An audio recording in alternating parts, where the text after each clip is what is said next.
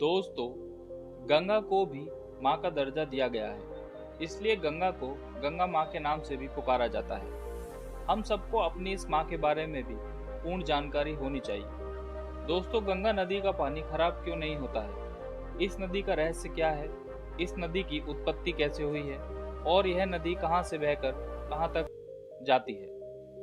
अक्सर यह सारे सवाल हमारे दिमाग में आते हैं, लेकिन आज इन सब सवालों का जवाब जानने के लिए वीडियो के अंत तक हमारे साथ बने रहें। दोस्तों, गंगा नदी वास्तव में सब नदियों की तुलना में सबसे अलग है।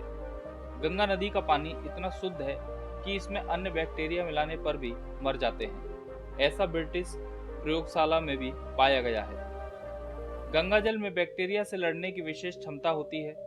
गंगा में अन्य नदियों की तुलना में 25% ऑक्सीजन का स्तर ऊंचा है।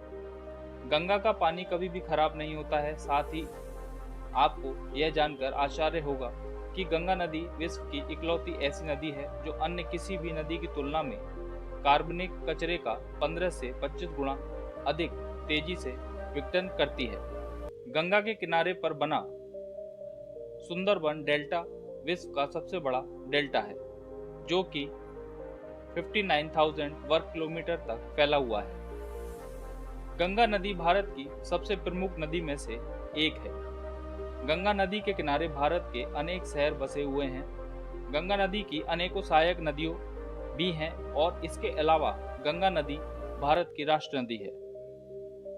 आपकी जानकारी के लिए बता दें कि गंगा नदी भारत में बहने वाली सबसे बड़ी नदी है।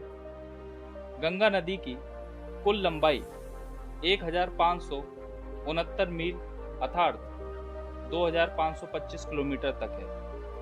भारत के अलावा गंगा नदी बांग्लादेश में भी बहती है, जहां इसे पद्मा के नाम से जाना जाता है। गंगा नदी का उद्गम उत्तराखंड के गंगोत्री ग्लेशियर से होता हुआ आता है। गंगा नदी उत्तराखंड, उत्तर प्रदेश, बिहार और पश्चिम बंगाल से होकर बहती है।